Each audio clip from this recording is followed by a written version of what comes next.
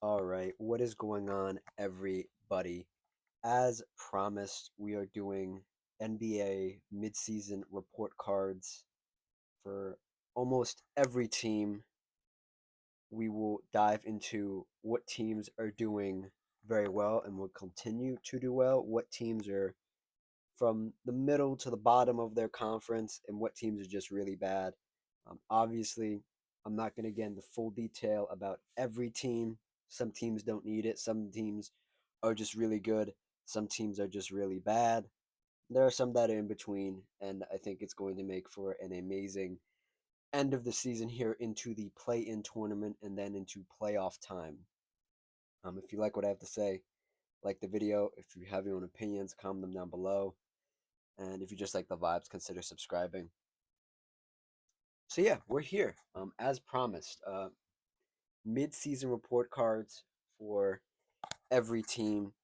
I was going to do this a bit differently when I originally had thought out this plan. This isn't a new concept for a video. It's been done a million times, but I want to give my take on it.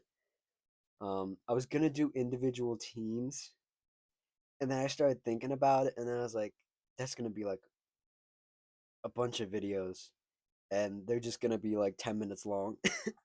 So why not just cover each conference? We'll talk about the teams I want to talk about. Um, and if I don't have to say anything about a team, I'm not going to force myself to say anything about a team.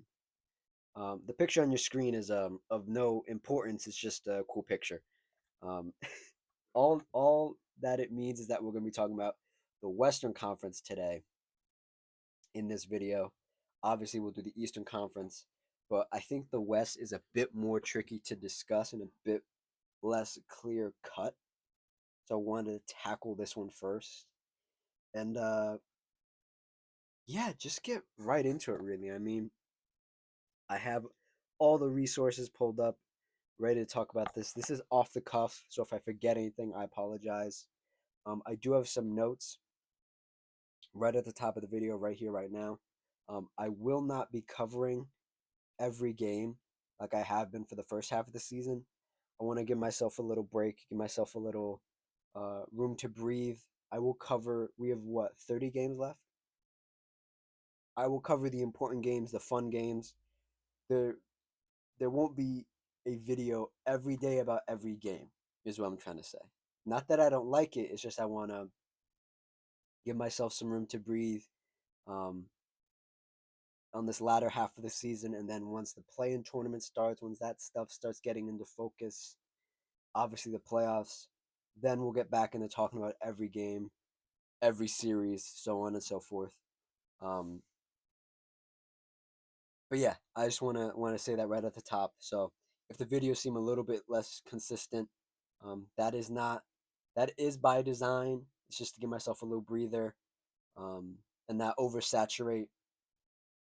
What am I trying to say? Oversaturate the the the channel essentially, because I feel like I got off to a really good start.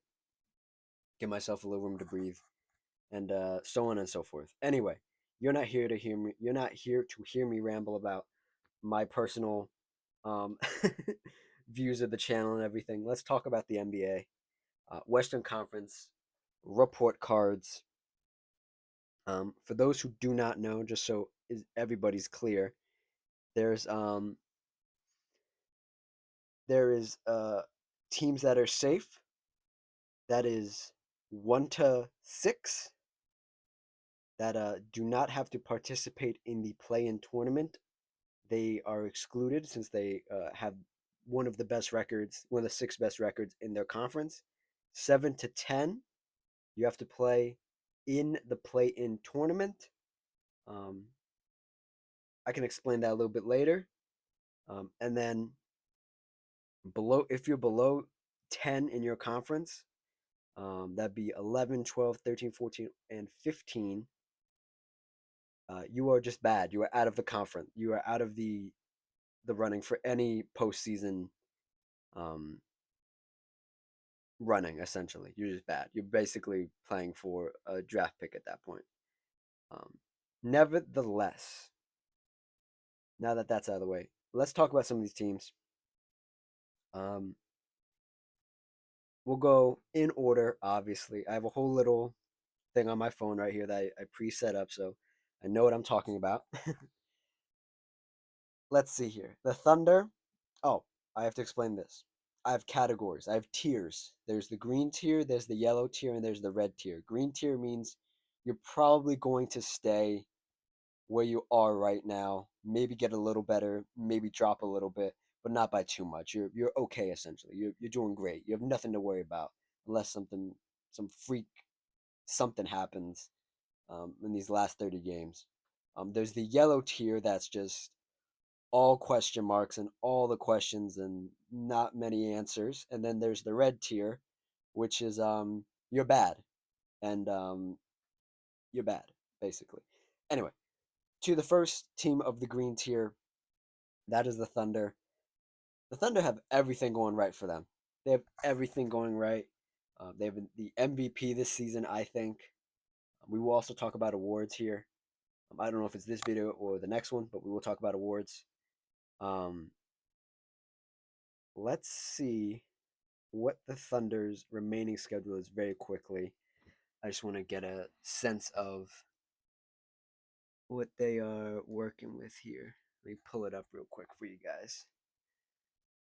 Schedule, the remaining schedule. Let's see here. Um, they have a pretty easy rest of their schedule. Now that I'm looking at it, beginning of March, it's a little tough. They're on the road. Um, they're at home. They're on the road. Yeah, looks like a pretty easy schedule. I mean, you got Denver a couple times. You got the Lakers a couple times. Uh, yeah, looks like a pretty easy schedule. But for them, the whole season has gone right. Um, I don't think anything else has gone wrong. I mean, Chet has been injured. You had the injury bug going around the first half of the season. I think if you can just keep everybody healthy, load manage if you have to. I know people hate that word, but load manage some of your guys, um, and get ready for this playoff run because I think if you're well rested and you have your full team, the inexperience the Thunder has will be overshadowed by their skill and their defense and everything. They just need to bring the energy constantly. And I'm not saying they can't do in the playoffs. I'm saying they could do even more of it and make up for their inexperience with that stuff. And I think they could outrun a lot of these older teams. Um, Two, the Grizzlies. I always have questionable thoughts about the Grizzlies in the sense of I just don't I just don't buy it. I don't I know they're really good. I know they they they they have all the right things. They have all the right pieces. I just don't know if I believe in them. Like I don't think Ja Morant is that guy. I don't think anybody on that team is that guy. I just think that they're a really great team and they're missing something. And for the past like 2 3 years, I haven't been able to put my finger on it. Like, what are they missing? They compete hard. They have a great roster. I just don't feel like they feel like the Thunder without Shea, without Shea Gilgeous Alexander. That's what they feel like to me. They're a good team, but like they don't have the guy. They don't have the MVP guy, and they've been doing this for a bunch of years now. Like they've been. We can pull up.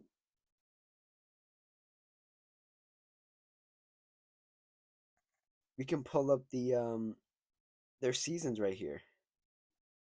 Since 2020,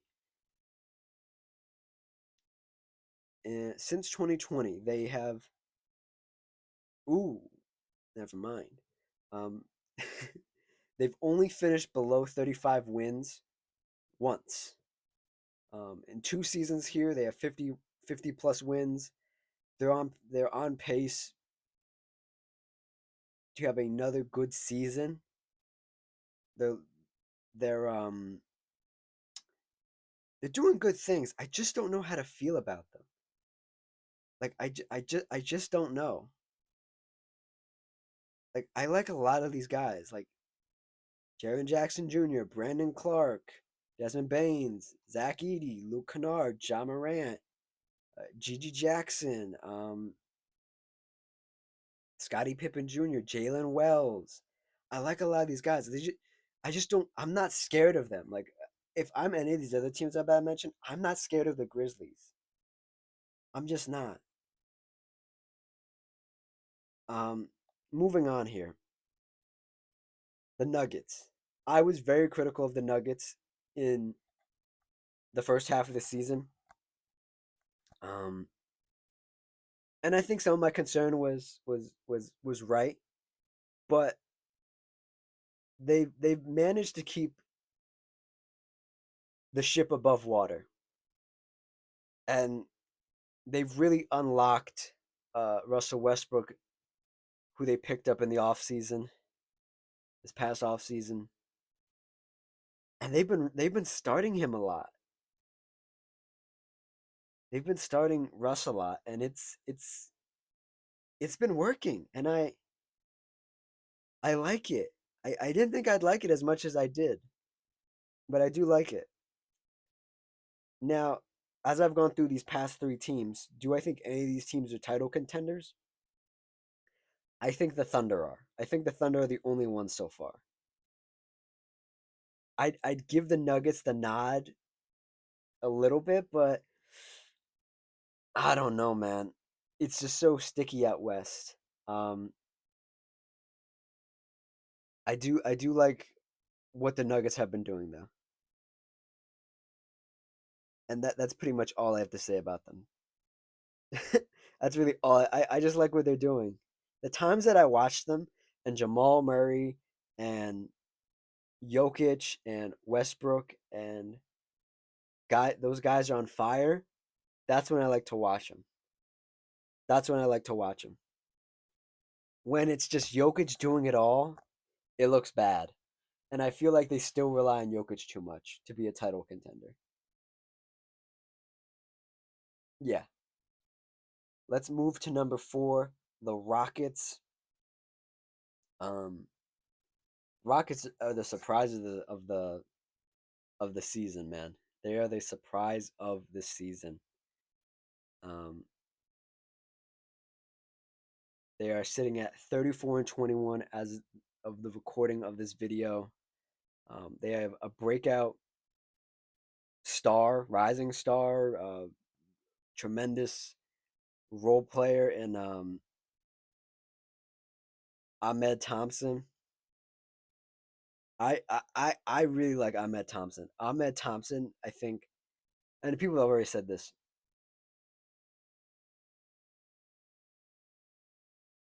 People have already said this. Ahmed Thompson reminds me a lot of a young Andre Iguodala. Andre Iguodala, for those who do not know, champion, Finals MVP on those Warriors teams. He was amazing. In his younger years, he was amazing. He had he were a lot of what Ahmed does on the defensive end reminds me of a lot of what Iggy did in his prime. Just long, athletic, blocks, steals, stocks, blocks and steals. Just amazing stuff for Ahmed. Um, I think the Rockets are heading in the right direction. They're not rushing into anything. They didn't do anything at the trade deadline. They said at the beginning of the season they want to see what they have, and then they're going to make a move. I think that's the smartest thing you can do as a team is just see what you have, and then in the offseason say, hey, we need an upgrade at the point guard spot. Fred VanVleet isn't doing it for us. I don't like Fred VanVleet on this team as much as some people other people do. We need a more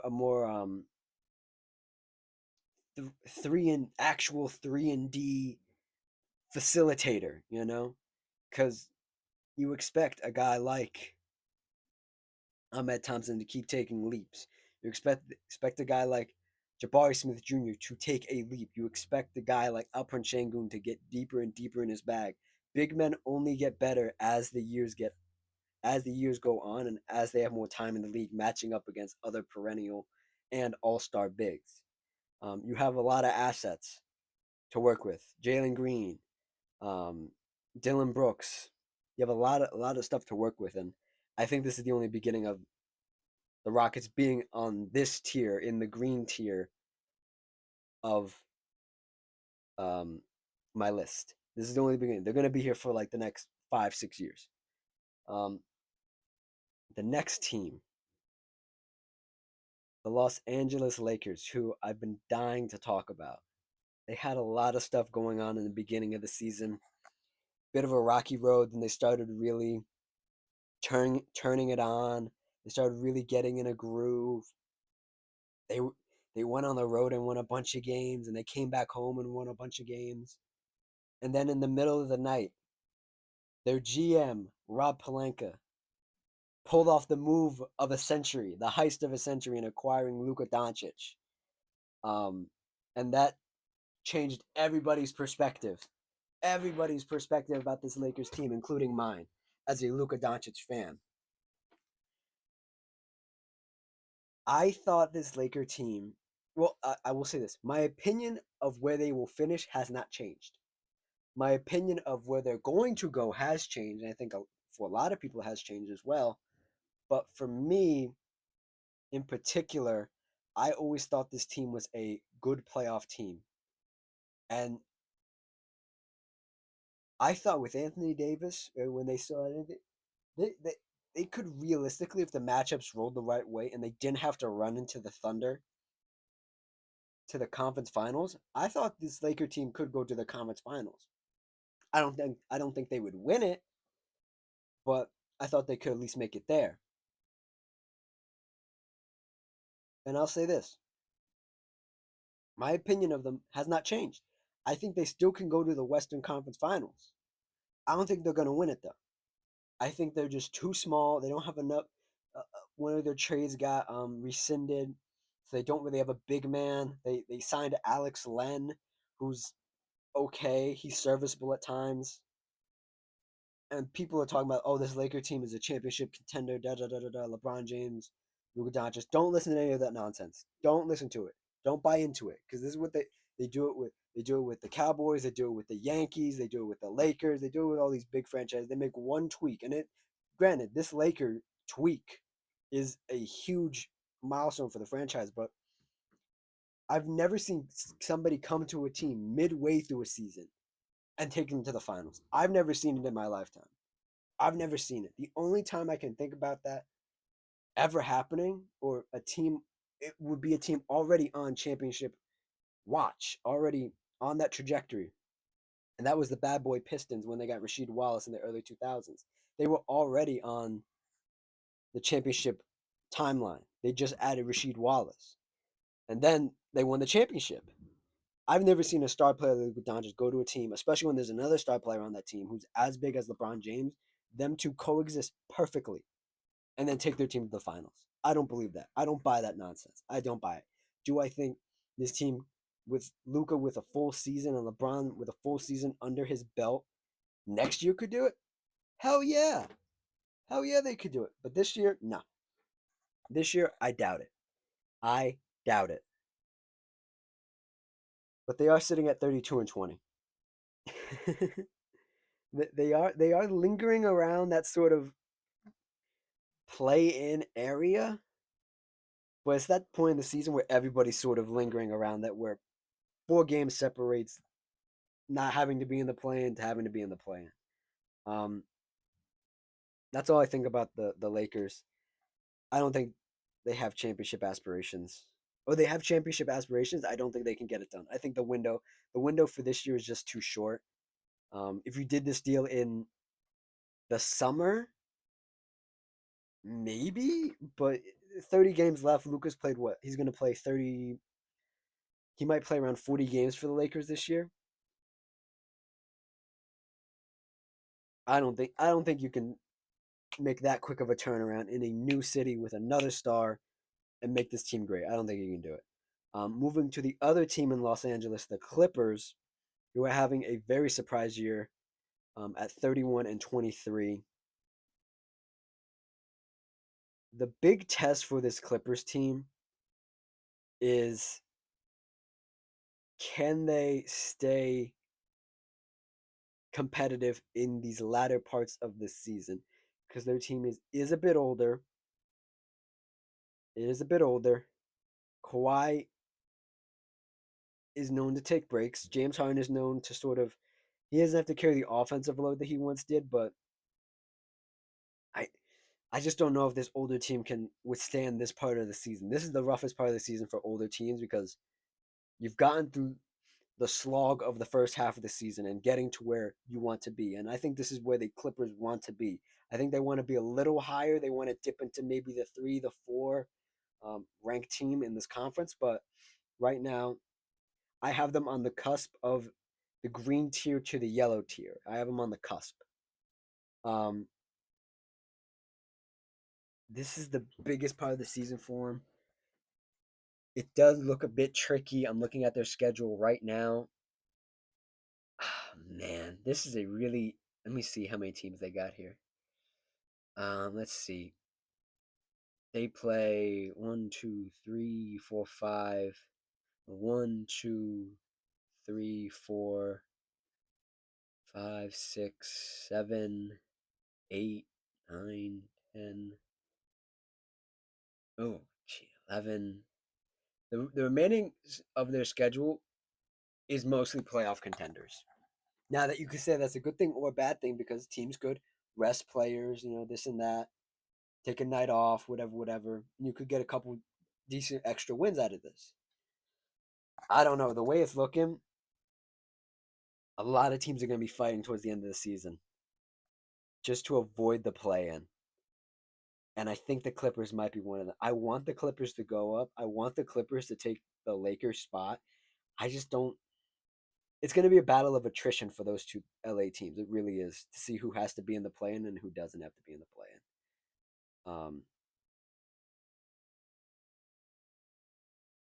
Yeah, it's going to be a fight. It's going to be a fight. Moving on to the yellow tier, the play in tier, essentially. Um, we have a bunch of teams. And some of these are going to be very surface level takes, but again, I'm not going to force myself to say anything about a team that I don't have anything to say about. The Timberwolves are the first team in the yellow tier. I think the Timberwolves are going to stay right around here, 7 seed ish. They're 31-25 on the season. I don't think they're going to get any better, but I don't think they're going to get any worse than this. I really don't. I don't think they're going to get any better. I think if anything, they might just stay around here. They might be able to bump the Clippers off to avoid the play in, but I just don't see them getting worse though, which is good. But they have to be careful staying around here because you have teams right below you that could go up. Um, Ants having a spectacular Anthony Edwards. It's having a spectacular year for them. Um, Highs in 3-point percentage and makes and misses and clutch numbers on the three, from the three. Great stuff for Ant. I don't like the construction of this team at all, but I've said that before. Now, the Mavericks. The Mavericks are the other team, obviously participating in the Luka Doncic, Anthony Davis trade that happened a handful of weeks ago. People were saying, um, analysts, quote unquote, were saying they could win the championship. I don't buy that freaking bullshit. I don't buy that. I don't buy it. Here's the thing, right? I think this Mavericks team is going to fall to the bottom of the play-in. And when I'm talking about the bottom, I mean like where the Warriors are right now, sitting at the 10 seed. I think this Dallas Mavericks team is ready to explode because of Nico Harrison, Harrison. I always forget it. Their GM. It is ready to implode. The fans are ready to implode. Everybody's ready to implode on this team. I don't think this team sucks. I just think the motive behind the team to win a championship in the next 3, 4 years is such a pressure locked window where nobody cares what happens after that. Because Nico will be gone. He'll be fired if they don't win a championship in the next 3, 4 years. And he's on the hot seat right now. If the Mavs miss the miss the playoffs, and they lose in the play-in, oh boy, they might have to call in the freaking the National Guard for Dallas because Dallas is not going to be happy if the Mavericks miss it, and I think they're going to stay right here or possibly get worse. Um, I just think the team is just beat up right now. Um, Let me give some numbers or some. Oh wow, okay. Let me give some numbers to my rant here. Daniel Gafford out, Klay Thompson out, P.J. Washington out, Dwight Powell out, Anthony Davis out, Caleb Martin out, Derek Lively out. And these are all out. This isn't like questionable or whatever. Uh-uh. Now, granted, some of these guys, Powell, Thompson, Washington, Martin, are scheduled to come back February 21st, right in time for the startup of the season again. Yeah, they're scheduled to come back. Will they come back? I don't know. We have to wait. This is a pre recorded video. Now, you look at the two big men down here Anthony Davis, Derek Lively, Daniel Gafford. Daniel Gafford supposedly won't be back till April 2nd. Lively won't be back till April 2nd. And Anthony Davis won't be back till March 3rd. Let's see. I did the whole numbers on this a couple videos ago, but I just need to see it again. Where is Dallas? You said March 3rd, right? Supposedly Anthony Davis is supposed to come back. Supposedly. I don't think he's gonna be back on that day, by the way. The 3rd. That leaves you with a handful of games, but he has to come back on the 3rd when they play Sacramento at home. They'd have 1, 2, 3, 4, 5, 6, 7, 8, 9, 10, 11, 12, 13, 14, 15, 16, 17, 18. About 20 games left when Anthony Davis comes back. I think this team is gonna. I don't. I like Kyrie as a player. I don't like Kyrie as my number one option leading a team. And we can talk about that all day. How underrated Kyrie is. How he has the best handles of all time. Some of these things are true and some of these things are false. I just don't like him leading my team, and I would have had Luka Doncic leading my team. But it's about the next 3, 4 years, right? It's not about after that. After that, everybody can go screw themselves, right? That's the thought the Mavericks are operating under right now. Speaking about a team falling and speaking about a team going up, I think the Kings can go up in this situation. They've turned it around after firing their coach Mike Brown earlier this year, after trading their homegrown talent De'Aaron Fox to the Spurs. I think they can go up. I think DeMar, Zach LaVine, and a bunch of guys. I was critical of it, but if they're just gonna go all out and say, "Hey, we're not gonna have a point guard. We're just gonna roll out who's ever hot that night," I like that idea. It's better than cobbling together the point guard spot. Just throw the whole position out and just say, "We're gonna throw out our best five every night." I love that. I really actually do love that. Now to the Warriors. I think the Warriors are just gonna stay where they are. I really do. I really like this Jimmy Butler signing, but right here in this yellow tier, there's just so much going on. There's just so much going on. I feel like in this tier, they are one of the better teams. They are one of the more healthy teams at this point, with more healthy and more cohesive units as a team together. Um, I think they're up there with the Clippers, but I just don't. Maybe I'm being pessimistic. I just don't buy it enough. I need to see more Jimmy Butler. I need to see how they start this first week of the second half of the season. Yeah.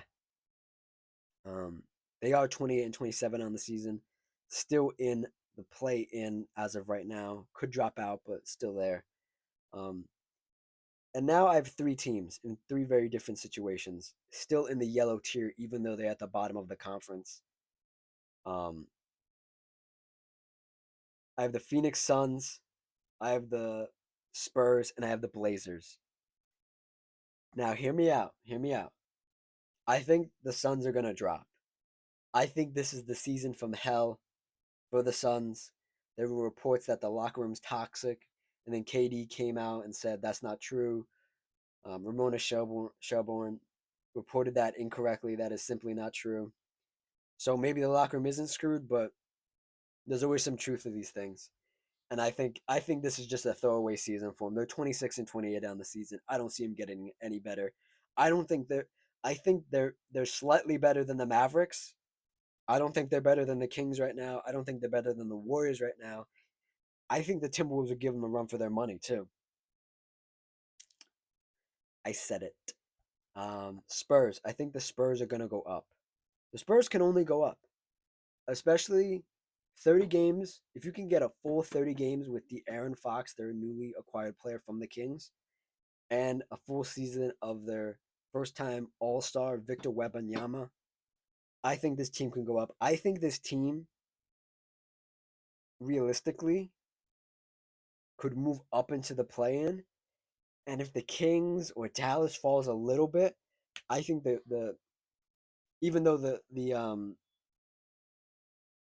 Kings and the Mavs are up a considerable amount of games on the Spurs right now, I think if any of these teams start to fall, the Spurs can just shoot right up into that spot. And lastly, the Blazers. I just want to shout out the Blazers. Really, I think they're gonna stay right here, but I think this is one of the this is when it's fun to be a fan of a bad team when the Blazers are good, right? The Blazers are good. They have great young talent. They haven't really traded anything quite yet. Um, you're gonna get the number 9 pick somewhere in that range, and you're gonna keep building. And I think this is a fun team. I would like to see them go up. I don't think they are gonna try to get wins at the end of the season, but I just want to shout them out because they are so very good this season. And lastly, the final two teams who are in the red tier, who just well, one of them's actually really disappointing. The other one is forecasted to be bad. The Jazz are going to have the number 3 pick. They could even move up and try to get the number 1 pick. Who knows? Um, Jazz were forecasted to be bad, and they are bad. Uh, they have some pretty good talent. I really like was it Keontae George? Yeah, I like Keontae George. And the last team who I made a video about all those many months ago, saying this team was bad, saying this team was not doing good. The New Orleans Pelicans. These guys fucking suck. These guys suck. I'm talking about bad. I'm talking about well, one, I'm talking about a cursed season. It's cursed. But two, I'm just talking about a bad team with a decent coach and just a, a team that's sort of just all over the place. Um, they traded Brandon Ingram to the Raptors. DeJounte Murray's out for the season with an Achilles injury. Um, they got Bruce Brown from the Raptors. They got Herb Jones. They got Trey Murphy, um, and Zion Williamson. Yeah, I think the only thing I could say about this team is better luck next year. Better freaking luck next year. Um, they do have the number 2 odds right now in the draft, so I guess that makes up for it, right? When you wanted your team to be good, but you end up with the number 2 pick. Pretty successful season. I'm being sarcastic. Um, anyways, that's it. Those are the report cards for every Western Conference team. The next video will be the Eastern Conference. This one was a bit longer than I thought it'd be, but I have so many notes on my phone right now that I'm looking at, and I'm glad I hit all of them. And some of these takes were very obvious. Some of them I think were very hot, but what are you gonna do? We got 30 games left. I guess we'll do the awards in the next video, so make sure you check out the next video. I do have a video about the All-Star game. Check that out too on the channel. And like, comment, subscribe, all that good stuff. And I'll see you guys next time. Cheers.